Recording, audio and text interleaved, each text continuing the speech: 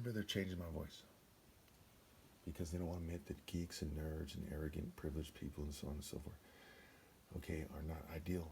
But only the Royal African Falcon, top martial artist, is ideal. We know this not just because of Proverbs and common sense. We know this for so many reasons. But Proverbs, again, is about understanding the different books of the Bible, including understanding Revelation. Okay? So in regards to wisdom, we see it says that whoever has wisdom, let him calculate the number. Okay? He says 666, it says the number of a man, and we look at the different translation or the Bible Gateway notes, and it says, or humanity's number, right? Or humanity's number. It's the number of the thinking of somebody. Okay, the spirit, the thinking, the motion, the movement, the actions, the fruit. And it's also the number of the collective tree of that thinking. Okay, 666, right? Tree of knowledge, of evil, what have you. Okay, it is the boundaries of sin. Now we're going to see here in Proverbs 8 and Proverbs 9 that must be the case. We're going to see them use the words mark, mark and marked, and we're going to see that it is about wisdom.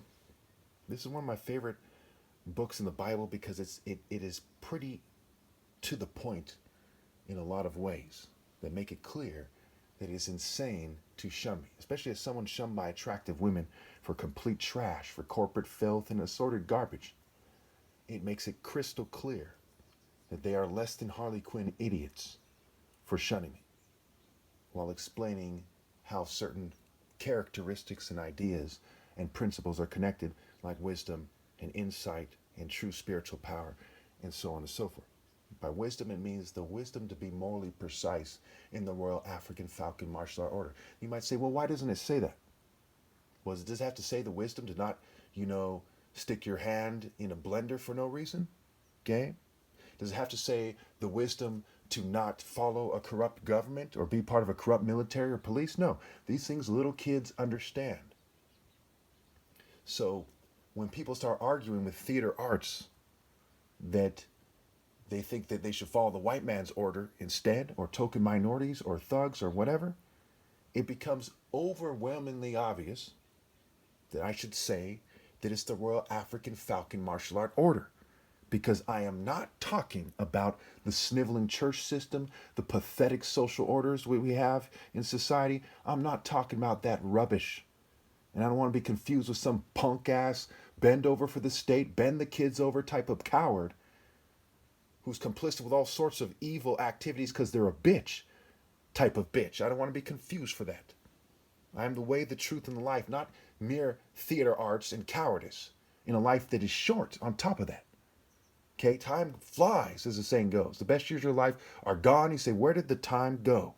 And these people are bending their fucking offspring over for the fucking devil instead of being men and not reproducing, instead of being men and telling the truth and facing adversity. And that is unbelievably pathetic. And there's a bunch of white supremacists that twist what being a man is, and there's a bunch of LGBT people that twist what being a man is, and token minorities, and on and on and on. Just idiots everywhere. Proverbs 8. Wisdom's call. Does not wisdom call out? Again, wisdom calls out. Just like in Proverbs 1, where it says, out in the open, wisdom calls aloud. She raises her voice in the public square. You get a lot of bootlicking betas who go, well, everyone knows that. Okay, that's not wisdom calling out.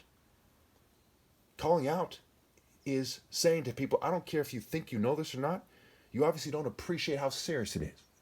If your kid's about to fucking ride his bicycle off a cliff, you go, well, he knows that's a cliff. I told him, and there's a sign right there. Or you try to get it through his head. That's an example of wisdom calling out.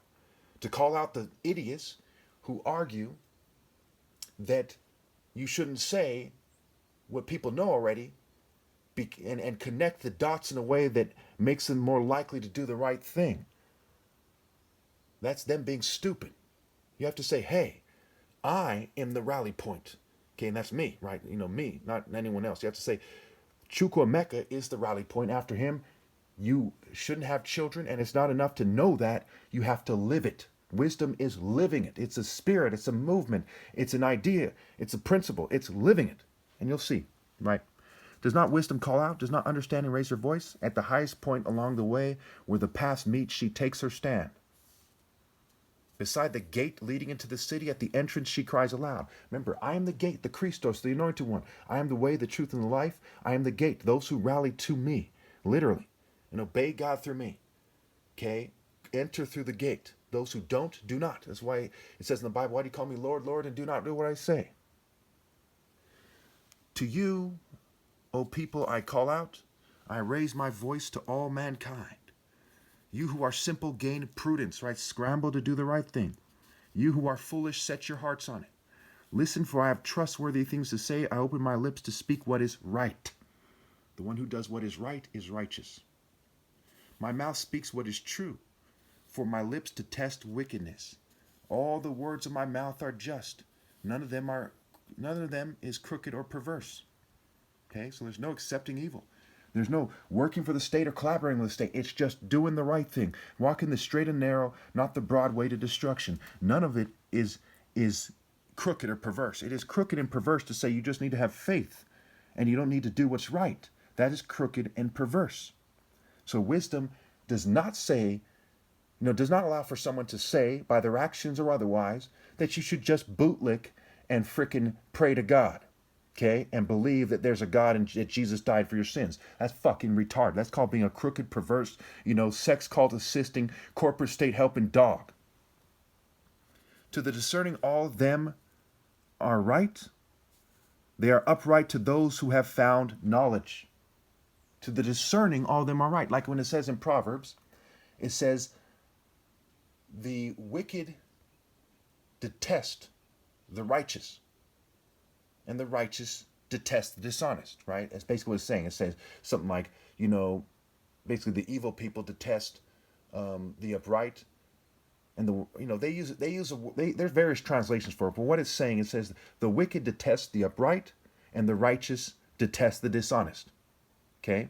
The wicked detest the righteous, okay? The upright detest the dishonest, right? They just use different words to saying the same thing. Okay? So to the discerning, you say, well, that's true. There's no other way it could be. These guys who think that you just love your neighbor and that's all there is to it are dumb. Because when we read the Bible carefully, we see that when love comes into contact with the wicked, it destroys them. God is love, and he comes down and does battle with the wicked.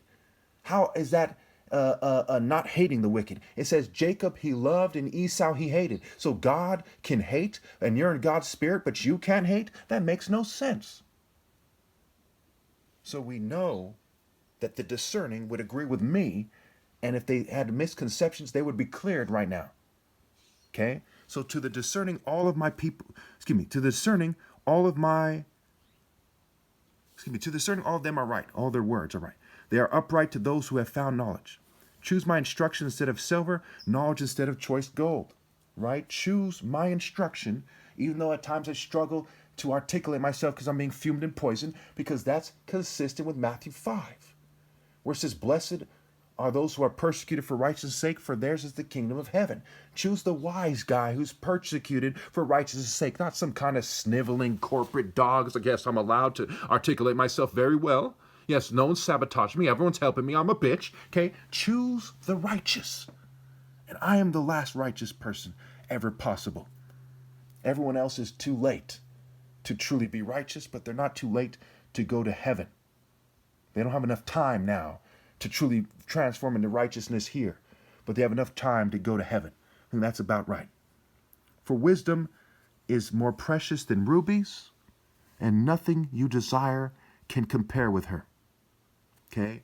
So nothing an attractive woman desires can compare to me, the wise, righteous man, who's in the spirit of God, which includes the spirit of wisdom. So if she finds herself wanting to date someone else, okay, so I'm going to date this guy because he's my race. I'm going to date them because they're so book smart, right? Then they know that they're a dumb bitch. And the discerning know that I'm right. Proverbs 16:16. How much better to get wisdom than gold, to get insight rather than silver. How much better to get insight than gold? And somebody won the gold medal at the science fair. And somebody who, has a bunch of money.